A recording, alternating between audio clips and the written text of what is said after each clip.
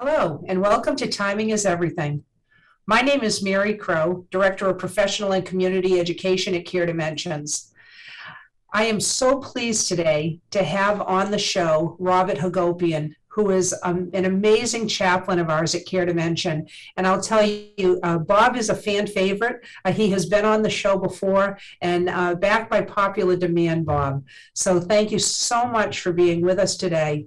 And we're going to talk about holiday survival strategies and tips for coping with grief.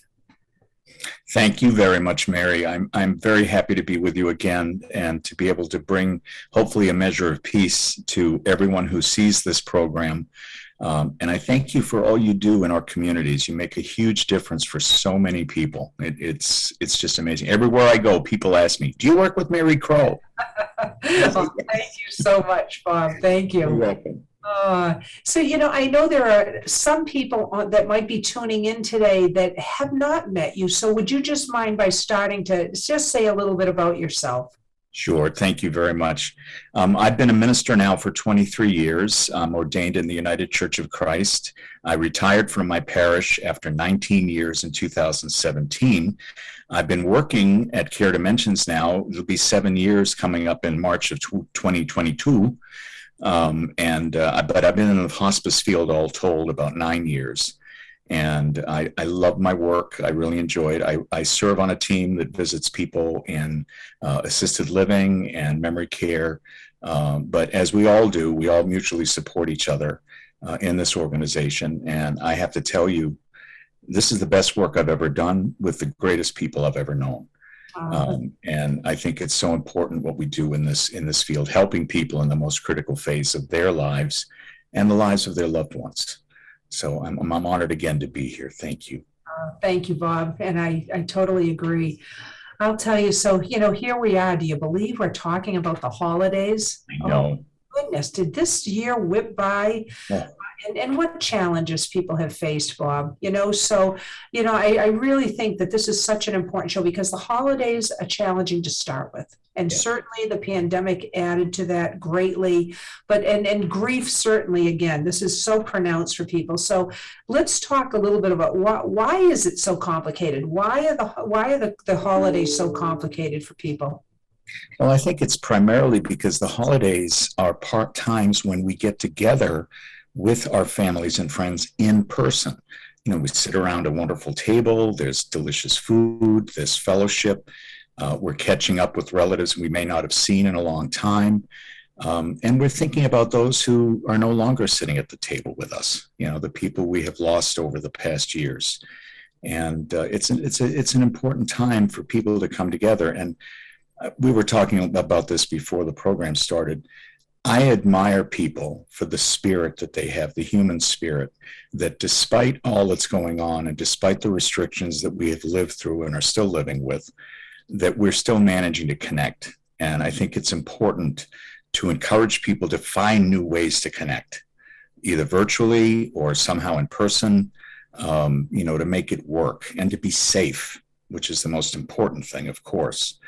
So that's why I admire you for what you're doing with this show, because I'm hoping we can give some good ideas to people and help them think about ways they can stay connected and enjoy the holidays, because they are meant to be enjoyed. Yeah. And I think that's part of the double-edged sword, isn't it, Bob? Because again, I think so when people are grieving, it's a challenge for people because, the holidays, right? The media tells us this is a time to be, happy and joyful and celebratory. And when you're grieving, it's like just getting up and putting one foot in front of another is exhausting. And here we are, there's so much pressure that gets put on people. And like I said, grieving, it's not a passive process. It's a very active process and it's exhausting for people. So don't you think that adds another component to it? Absolutely right, Mary. I don't think I could have said it any better than you just did.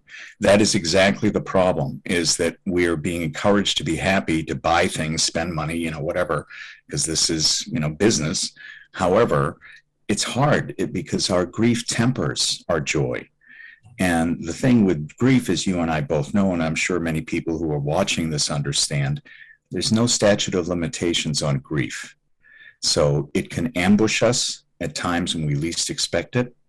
And I've always felt so much compassion, extra compassion and understanding for people who lose loved ones during the holiday time or the build up to the holiday time, because it changes everything for them. And, you know, I find that you and I, in the work we do, we're here to try to help them find ways to be able to cope with that new reality of not having their loved ones at the table with them at the holiday times, but to be able to find new ways to remember and celebrate the lives that have been lost and the meaning those folks have in the survivors' lives.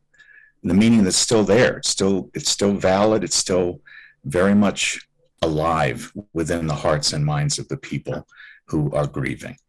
Absolutely. Yeah. And it's, again, nicely said, Rob. I think that, there's so much, the media is telling us that the holidays come from the stores. That it doesn't come from the stores. It's from the heart. And, when we lose somebody, a piece of that has been ripped out, hasn't it? So it's really, again, how do we navigate it? So there's just so much pressure. Like I said, in holidays in general, holidays are supposed to be, even aside from having a loss, they're stressful and they're overwhelming for people. Brings up old losses for people too, even if it's not a recent loss. So it's a complicated time, and I think that people don't always feel the freedom to feel the way they need to feel. You're absolutely right, and I think it highlights the fact that in human nature, the human being, grief and stress and loss are cumulative. Like you just mentioned, it brings back memories of people who passed away years and decades ago. And that's okay to feel that way. It's okay. And I think that's part of what the initial approach I make to this in my own work is that to acknowledge the person's pain, their loss, their sorrow, and not say to them, well, it's been years now, you should be over this. There's no such thing as getting over loss. We get through it, but not over it, because it's part of our history. It's part of who we are. And these people meant so much to us that, there's no way we can just erase that. That's impossible. So we have to find ways, I think, and I know the work you do really helps people to do this, is to embrace the sorrow, embrace the grief, and work with it, carry it with us. Because if we don't do that, if we don't engage it, it will do so much harm. Right. Yeah, that I think people look at grief too, is, grief is not something to be cured. The grief it's something that actually, because that's when you said about getting over it. Grief is not something to be cured. We kind of look at it in that way, right? That there's something wrong. No, grief, it's not to cure grief. It's really, we need to reconcile, right? That, it's really coming. There's a reconciliation about the loss that we've endured. And, so it's like coming to terms with that loss, but we're forever changed by it. And so I think that, again, it's important that people understand, because I think people feel the pressure around, I'm supposed to be acting a certain way. I'm supposed to be over it. And I think that's some of the societal pressure or terminology that we use sometimes when, grief is not a disorder. It's not something to get over. It's not something to be cured. It's very real, and the feelings are very pronounced for people. So I think, again, we need to tend to that and allow people to feel. Everybody's grief journey is different, and to honor that. Amen. Absolutely right. And because we are all unique, and our grief is experienced very uniquely by each of us, and because we're the only one, we had this specific relationship with these people that we've lost that other people didn't have, that they can't relate in that specific way.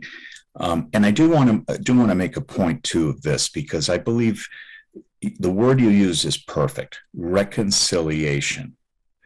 Reconciliation acknowledges the reality that is around us, the reality of why we're in grief, but it helps us to be able to process it in a healthy way so that we can continue to move forward. We still carry it with us. It's part of our history. And so I love that word reconciliation that you use. I think that is perfect for this. I also would like to say, because I try to bring people together and make peace, if at all possible, we have good friends and family members who will make statements to us that hurt us, but they're not intending to hurt us, like, you should be over this. The intent behind that is not criticism, I think, in most part. I think it's the loved one or the friend who is concerned for the person grieving and doesn't want them to still be in pain, wants them to feel better. So sometimes they say things that they don't understand are not helpful or maybe hurtful. But I would like to encourage people to realize and maybe recognize the benevolence behind these statements, and to be able to say to that person, I think I hear what you're saying. I think I understand that you worry about me and you care about me, and that means so much to me. But please understand that this is not something we get over. Yeah. This is something we get through, and we get through it with the help of people like you, people like our friends and our families. Yeah. And I think that helps. It might help people understand a little bit better about what grief really is and how it's so particular to the individual. And if they really care about these people, they're going to want to help them in a way that those people can understand, that their friends can accept and receive and find a measure of peace and healing. Yeah, absolutely, Bob. I think that in people's attempt and the awkwardness around it, right? We don't want to talk about it. We don't want, and it's hard for us to really embrace, or the tolerate in a word isn't good enough for me. I always like to not just tolerate in others' feelings. I want to embrace them. And yes. It's hard to do that when people are suffering. And so I think this is good for people who have loved ones who are grieving to look at other ways too, to educate themselves on things that can be more healing in terms of the words that we express to them. And so it's hard. I think it's our own anxiety sometimes that people say things that aren't really helpful. And, so there's ways that we can educate them around that as well. Yeah. Thank you, Bob. Oh, you're welcome. Thank you. I totally agree. And I would like to point out to everybody that, there are grief counselors. We have an incredible team at Care Dimensions and our Bertillon Center for Grief and Healing. They are trained and they are devoted to help people get through.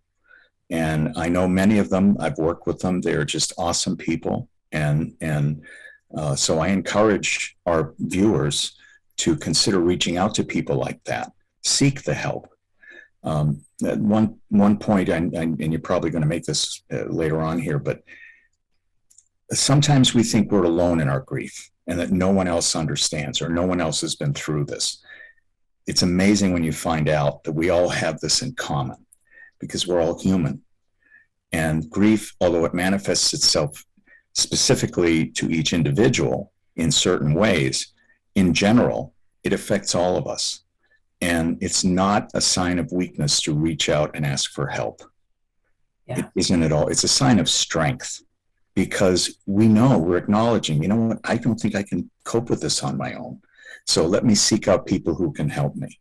And the professionals that are devoted to help are there. And I encourage people to consider that and even talk to your medical doctor, start there and see, what help can be brought to bear. Yeah, excellent, Bob. And I'll tell you that because we're talking about holiday survival, right? Tips, strategies, and tips for coping with grief around the holidays. That's a big one, is like you say, reach out, ask for help. We all need it. We all need that support. And like you say, not a weakness, it's a strength. And so it's important to know, and not everybody knows the resources. So I'm glad you brought that up. There's other ways of reaching out and looking towards what's available in those ways too. Excellent. So let's talk about this. Let's spend some time. Let's look at some more survival tips. Bob, what would your suggestions be? And there's so many, but what are some of them that you think could be helpful to people of getting through these holidays when they're grieving? Thank you, Mary. And you've put together an incredible list here that we're working with today in this program. And we're going to touch on some of these because we don't have, we don't have a whole day to do this, although all of these are wonderful. And I would encourage people to look for resources like this because they're out there. And you can even Google it, it's there. The first thing I advise people to do is pause, take a deep breath, breathe it in, breathe it out. When folks are dealing with crisis, with stress, with grief, with sorrow, I first try to help them center themselves by doing deep breathing exercises. And it can be just like a minute or two. It doesn't take a lot of time, but the benefit of it is amazing because it just relaxes the person. It helps clear their mind. It helps them open their perception better. I think they can hear and see more clearly. And then just acknowledge with them, you're human. It's okay. It's okay to be sad. It's okay to cry. There's nothing wrong with crying. God gave us tear ducts, not just to lubricate our eyes, but to allow us to get those emotions out. Because if we keep them pent up inside, they will eat away at us like a cancer. We have to get it out. And that's why people like yourself, me, the people we work with, we're here to listen. We're here to help people get it outside, get it out here where you can see it. And together we can address it. So we have to acknowledge that, I think, the first thing. We're human. Sorrow is real. The sadness is real. The loss is real. And the holidays are real. Absolutely. And like you say, there's so many external pressures that are making us behave a certain way, which we can't do. We need to be ourselves. We need to be our unique selves. And I think that's a good place to start. I think it's a great place to start, Bob, and because I think people, again, around the holidays feel like they have to put on, like they have to, put on this persona or this facade and pretend to be happy or something they're not right then. And so there's always that element about permission, right? And Yeah. Getting permission from others is hard enough, but giving permission to ourselves is even harder. So I love what you're bringing up here because, again, if people can allow themselves to feel the way they need to feel. I also want to take this for people that are listening in the audience too, as survival tips and to help somebody who's grieving, allow them to express the feelings that they need to feel. And again, we can have both set of emotions here. Joy and pain can live in the same home. Neither has to negate the other. So how do we allow both of those to be a part of this? Amen to that. Perfectly said. So what are some other things, Bob? Talk about some more. Sure. Well, I think too, because we associate traditions at the holiday times, gift giving, gathering, decorating the tree or the Hanukkah bush or whatever we're doing. Those are associated with the people that are part of our orbit, part of our family, part of our friends.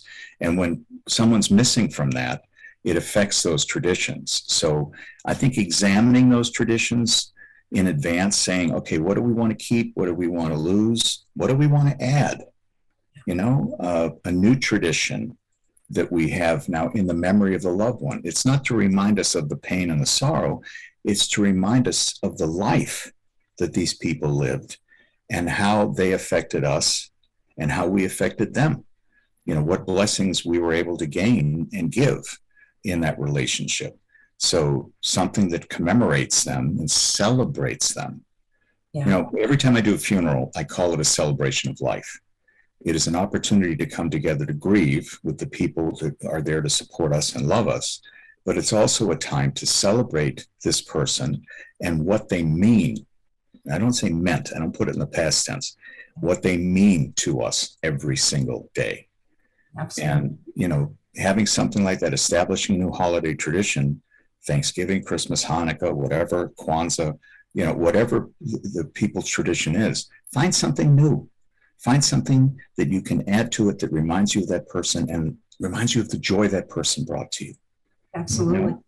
And you can even incorporate too, like I know some people, Bob, will even set that extra space at the table. They'll even do something like that. When my father died a few years back, it was right before the holidays, and there were certain things that I really missed. And one of the things that was so special to him is that he had this fixation with a particular place's strawberry shortcake. So it was just for him. He was the only one who ate this thing, right? But he wanted a strawberry shortcake. Well, at the holidays came and our family got together and I went out and I bought the strawberry shortcake. Nobody ate it. but we had it placed on the table in my father's honor. And it really, again, and I've never had a holiday since that I haven't had a strawberry shortcake at. And again, it's a way of really, like you say, commemorating, to really memorialize him in that way, and just he's always a part of that, right? He's always Absolutely. a part of the That is celebration. so beautiful. I've never heard of using a favorite dessert, but I think that is absolutely priceless, and it means so much to you and your family every year. I'm sure it's beautiful. He's there. He's still with you. Yeah. Absolutely. Yeah. Yeah. So tell us some more, Bob. Sure. So many. I just want to make sure we give people as many tips as we can in this brief program. Absolutely. I think too, it's good to talk with your family members in advance about the loss and the fact that we're now coming up to this holiday, Thanksgiving, Christmas, Hanukkah, Kwanzaa, whatever, that, the person is not going to be there. And we all have to acknowledge that. So finding ways together, and I think it's a way to help bring people together in their grief and also in their love, to say, okay, how do we want to do this? What do you think? If you had any ideas, discuss it, get it out in the open. That is, I think, very, very important. And also knowing what you're capable of doing. Right. And sometimes we might not always know it, but we get a feel there's going to be a lot of pressure, huh, Bob? Because people want you to be a part of it. They don't want to leave you out. So but sometimes just to have permission to do or to not do as much as possible. And I always like to say to people too, always have your escape plan. So you might feel obligated to be a part of or even go for a short period of time, but have your escape plan. So whether you drive yourself or you go with somebody who also will leave early, just say in advance, like you're saying, I'm probably not going to stay a long period of time, but I will be there for a while, and so that you cannot have to feel the pressure once that's happening. Right. I think that's an excellent point, because we can feel very torn about that. And I think if we put ourselves, sometimes we have to push ourselves a little bit, and that's okay. But like you say, know your limitation. Don't push yourself beyond your limitation, because you're going to just do more harm to yourself and the people who invited you to this event or whatever, your family, friends. They might feel even worse, thinking, oh boy, I wish we hadn't had him come or her come. It's better to enjoy it and know when to say no, know when to walk away or to just excuse yourself. And, explain that to the person, the host, and say, I really appreciate you having this party. It's always been so important to me. I'm here today, but I may not be able to stay as long as I usually do. I hope you understand. And that, I'm sure, it will help them understand, but also help them understand that by doing that, by having you there, they're trying to give you some joy, and that they're contributing to helping you heal. Again, communication is key. Honest communication, loving, caring, compassionate listening, is so, so important, especially about, around the holiday times. Absolutely. What's others, Bob? What else would you suggest? Well, I'd like to address the fact that there are children usually involved in families, and large families, and even not large families. If there are children involved, talk to them. Be honest with them. I have found it amazing in my ministry over the decades now. The children have a wisdom that we don't give them credit for. And when the holidays are seen through the lenses, the eyes of the children, it makes them more simple, magical, direct. And I've found that children can be our lifesavers. So embrace our children, involve them in this, acknowledge it. They're feeling grief too in their own unique way. And don't try to shelter them or hide them from different things. Be honest with how you're feeling. Ask them how they're feeling. Allow them to express it. I think that is very, very important. Absolutely. Because the children need to have a voice in this. Absolutely. And we need to hear them, and they need to hear us. There's a lot of healing that can happen there. Absolutely. Yeah. It's good for people too to have other ways of memorializing. So, like whether it be, what do you suggest, Bob? Planting a tree, maybe what, get you even choosing a family that maybe you're going to sponsor, for the holidays in terms of gifts. What other things can you suggest around that? Absolutely. I think what you're touching on here is action things that we can do. We're humans. We need to do something. And sometimes it's good to do something with our hands, especially when you can produce something you can look at. Look, I did this. I made this. So considering about, Christmas card, holiday cards, the different traditions, sending letters, whatever to each other, finding ways to do that, maybe make it fresh, maybe make it new. I love, in particular, the idea of volunteering in your loved one's memory. At the holiday times, there are great needs out there for the homeless, for the poor, the people that are destitute are at the holiday times, especially in this day and age with COVID and the economic issues and job issues. If you can put your grief into action to bring healing and help and love to other people, that healing will come right back to you. Yes. It's amazing how it works, that you're doing something good, and do it in the memory of the loved one. My grandfather always loved to do this, so I'm doing it now in his name, in his memory, or I'm helping people in his memory because he always wanted to do that. So take action and do things, new things, traditional things, whatever, but put it in the terms of you're celebrating and honoring the person you've lost, because this is something that was important to them. I think it could be a new thing that will become important to you going forward. Yeah. And I think it's good, like you say, you have to set an intention and push yourself a little bit, because it is. It's like the last thing you feel like doing is kind of putting yourself out there, and it's hard when you're feeling really so grief stricken, but right. It really is healing in a way. And something I too want to point out too that is near and dear to me. I'm a foodaholic. Okay, I walk by a table full of food, I gain 5 pounds just by looking at it. And I think we always need to be conscious of our baseline. In other words, don't go beyond that. If you overeat at the holidays, which we're all encouraged to do, because it's all around us, that can have consequences. And we've got to be careful about our health. Also, alcohol intake, that is an important. Alcohol is a depressant. It may, initially make us giddy, but eventually it's going to drag us down. So knowing your baseline as far as alcohol consumption and food consumption is critical. You need to take care of the body. Yes. Because the body contains the soul. And in order for our soul to be healthy, our body has to be healthy too, our minds and our hearts. Absolutely. So I can't stress that enough. And sleep and exercise falls into that too. It's so absolutely people to take care of themselves, right? It's a time when it takes so much energy, and it's even more important, isn't it? Yeah, absolutely right. And take it from someone who's not good at self-care. I will admit that for all to know. Because it is hard. It's very hard to take care of yourself. And sometimes we indulge in things we shouldn't. But believe me, it will get us through this much better if we're taking care of ourselves and all those things you're mentioning. Nutrition, exercise, good things to do, fun things to do. Yeah. Giving yourself that ability to have, knowing that you still can laugh, you can still have fun, and you're not at all denigrating the memory of that person. Absolutely. Well, I'll tell you, Bob, again, as I always say, I could talk to you for days on end and just always be invigorated by it. And here we are, we're at the end and we need to wrap up. I can't thank you enough for spending your time and giving your heart to us in this way and sharing some really important points with people who are out there and really struggling around the holiday time and who are grieving. So thank you so much for being a part of this today. You're very welcome, Mary. I'm always happy to be with you and share these ideas. And I know you're bringing great healing and help to so many people. So thank you for all you do.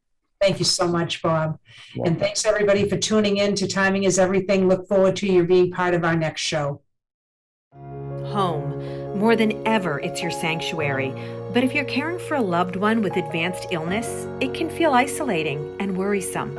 Care Dimensions can help. As Massachusetts' leading hospice provider, you can count on us for guidance, medical care, and support. We follow all COVID-19 safety precautions to protect you and your family, so you don't have to delay getting the care you need. Visit Care Dimensions online or give us a call.